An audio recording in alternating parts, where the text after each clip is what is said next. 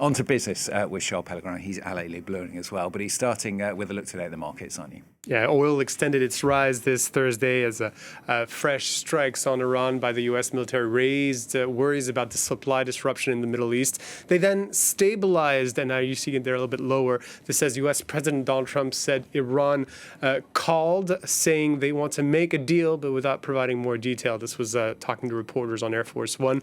The barrel of Brent once again higher than before the war started in late February.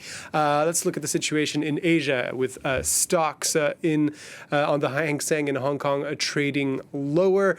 Shares of Apple supply, a Lux share, falling 5% on their trading debut. The other major bourses all trading higher, though, buoyed by the AI trade, notably in Japan. Meanwhile, European bourses also rebounded this Thursday after closing at their lowest level in weeks on Wednesday over the reignition of the Middle East conflict. Don't let the rebound fool you, though. Oil prices expected to remain higher for longer, no matter what the scenario in the Middle East is. Take a listen. Oil experts are telling us the fact that it's going to take several months, probably closer to a year, to really get everything lined up again with regard to distribution, refinery operation, and transportation, even through an open Strait of Hormuz. So ultimately, I don't think inflation picture is over with. I expect it to be stickier. Longer for higher is the narrative, and I expect that to be our foreseeable future.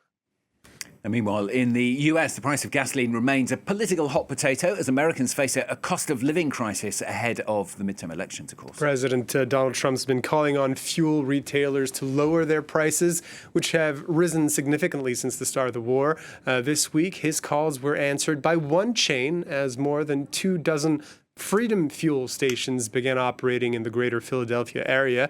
Trump's been promoting the chain on his social media as it offered prices some 50 cents lower per gallon than nearby competitors.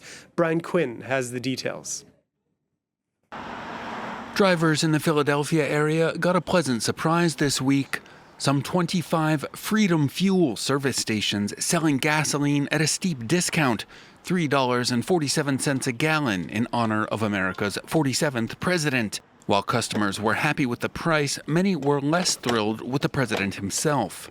I don't support his policies. I think he's caused a lot of the problems that this country's having.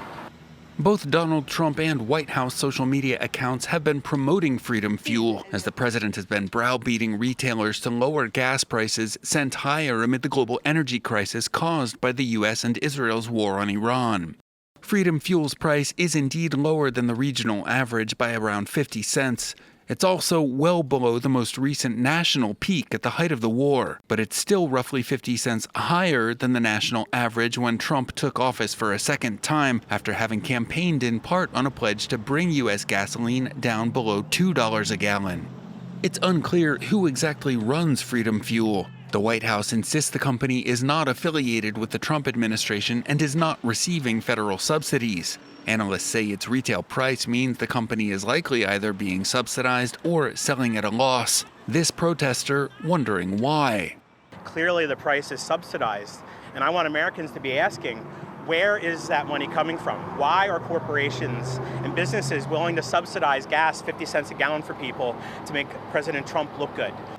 Crude oil prices are back on the rise amid resumed bombing in Iran. By Wednesday, some of the Freedom Fuel stations were already raising their prices. And Charles, ending back in Europe today, a potential takeover really worrying the German government, unions and the business community as well. Yeah, Italy's second biggest lender, UniCredit, is trying to get its hands on Germany's second biggest lender, Commerzbank. The Frankfurt-based institution is a bit of a national symbol, created in the late 19th century with 40,000 employees in over 40 countries. It had already been bailed out by the government in the wake of the global financial crisis in 2009. UniCredit and its CEO, Andrea Orcel, have been making moves to acquire it since 2024, but it's coming nearer to completion now. On Wednesday, it announced that it had secured 47.6% of the German lender's shares, now has two paths ahead, either pressing on by trying to get over 50% ownership, which would give it control over the board, or attempt to find some sort of consensus with existing leadership, and with the federal government, which has a 12% stake in the company since that bailout years ago. So why is it such a sensitive topic then, Charles? Well, current leadership at Commerzbank, unions and the government are all opposed to this. It's deeply tied to preserving a sense of strategic national independence. First off, Commerzbank is a major lender to Germany's huge network of small and medium-sized family-run businesses, the Mittelstand, which is the backbone of the national economy.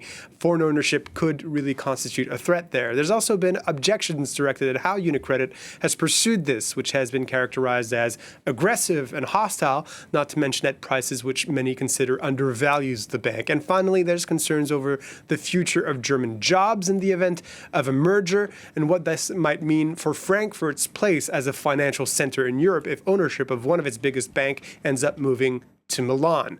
Well, at the other end of this debate are pressures coming from the European Union side, who want to see larger EU banking groups created in order to better rival American firms. Charles, thanks very much. Charles Pellegrin with the business for us.